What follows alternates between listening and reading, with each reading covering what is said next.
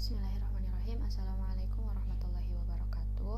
Baiklah, pada kesempatan kali ini saya akan membahas mengenai topik 7 pada mata kuliah metodologi penelitian Al-Quran dan tafsir, yaitu mengenai kajian tentang membuat rumusan.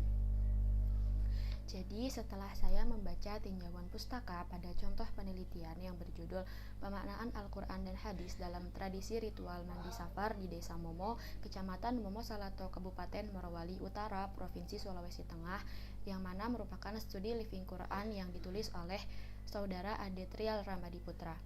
Setelah itu, saya dapat merumuskan bahwa membuat tinjauan pustaka tersebut dapat dimulai dari tahapan yang pertama, yaitu menjelaskan dan memerinci tipologi-tipologi kajian yang terkait dengan saya. Adapun beberapa kajian terdahulu yang terkait dengan kajian saya, yang pertama adalah sebuah skripsi yang berjudul Tradisi Khatmul Quran, Studi Living Quran, Pemaknaan Khatmul Quran di Pondok Pesantren Ittihadul Ummah Ponorogo, yang ditulis oleh Saudara Miftahul Huda. Pembinaan cinta Al-Quran melalui kegiatan Khatmil Quran di Pondok Pesantren Salafiyah Riyadul Awamil, penelitian di Pondok Pesantren Salafiyah Riyadul Awamil Kota Serang oleh Himmatul Mufidah. Pembinaan cinta Al-Quran melalui kegiatan Khatmil Quran di Pondok Pesantren Salafiyah Riyadul Awamil, penelitian di Pondok Pesantren Salafiyah Riyadul Awamil Kota Serang oleh Jun Hayana, dan Living Quran Hataman sebagai upaya santri dalam melestarikan Al-Quran oleh Eli Magfiroh.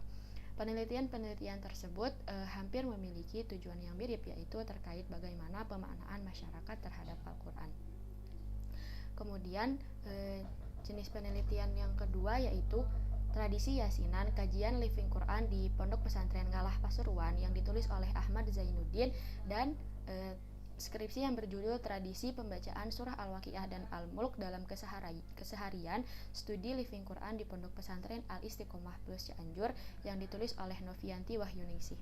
Penelitian-penelitian ini memiliki metode yang mirip dengan metode yang akan saya ambil, yaitu metode kualitatif deskriptif melalui observasi, wawancara, dan dokumentasi. Kemudian jenis penelitian terdahulu yang ketiga yaitu dengan judul Pemaknaan Ayat Al-Quran dalam Mujahadah, Studi Living Quran di Pondok Pesantren Al-Munawwir Kerapia Komplek Al-Kandias, yang ditulis oleh Muhammad Muhtador, serta kajian yang berjudul Tradisi Nemo dalam Prosesi Khatmil Quran di Desa Keragek, Studi Living Quran oleh Zahratul Kholis, yang mana penelitian-penelitian ini mengkaji tentang realitas masyarakat terhadap Al-Quran, terkait bagaimana Al-Quran dipahami dan diamalkan sesuai dengan tradisi masyarakat yang ada. Dalam penelitian ini lebih menonjolkan nilai etnis budaya dari masyarakat setempat terhadap pemaknaan Al-Quran. Kemudian langkah yang kedua yaitu perbedaan kajian-kajian tersebut dengan kajian saya.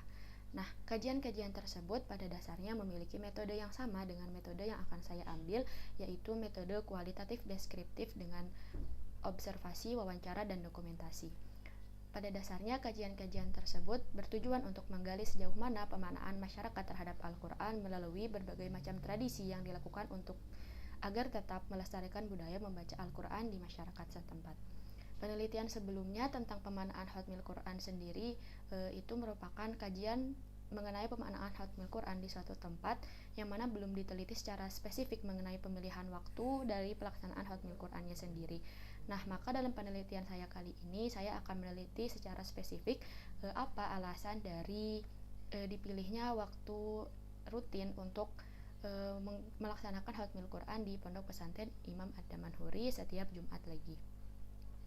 Kemudian langkah yang ketiga yaitu metode penelitian dengan mengumpulkan data dan sumber data yang terdiri dari data primer dan data sekunder. Data primer dari objek penelitian yang berjudul Pemaknaan Tradisi Khatmul Quran setiap Jumat Legi, Studi Living Quran di Pondok Pesantren Imam Ad-Damanhuri. Maka data primer yang ada dalam penelitian ini yaitu pengasuh dan santri Ponpes Imam Ad-Damanhuri sendiri. Adapun data sekunder yang akan menjadi pendukung yaitu penelitian-penelitian sebelumnya yang mana sudah dijelaskan tadi. Kemudian yang keempat yaitu teknik pengumpulan data dengan metode wawancara, observasi, dan dokumentasi. Jadi saya dalam penelitian ini akan menggunakan metode wawancara, observasi lapangan, dan dokumentasi. Kemudian yang terakhir adalah sistematika dari penelitian saya, yang mana saya akan menyusun bab per bab yang satu sama lain itu saling berkesinambungan. Bab per bab di sini tersusun rapi, dimulai dari bab 1 yang berisi latar belakang, rumusan masalah, tujuan dan manfaat penelitian, kajian teori, metode penelitian, dan sistematika pembahasan. Kemudian lanjut di bab 2 yang berisi tentang teori mengenai Living Quran, tradisi Khatmul Quran. Yang terakhir bab 3 yang berisi tentang gambaran umum objek penelitian, yaitu profil umum Ponpes Imam Ad-Damanhuri. Kemudian bab terakhir bab 4 yaitu berisi tentang analisis pemaknaan Khatmul Quran setiap Jumat lagi di Pondok Pesantren Imam Ad-Damanhuri, dan ditutup di bab 5 yang berisi tentang kesimpulan dan saran. Sekian yang dapat saya sampaikan, kurang lebihnya mohon maaf. Wassalamualaikum warahmatullahi wabarakatuh.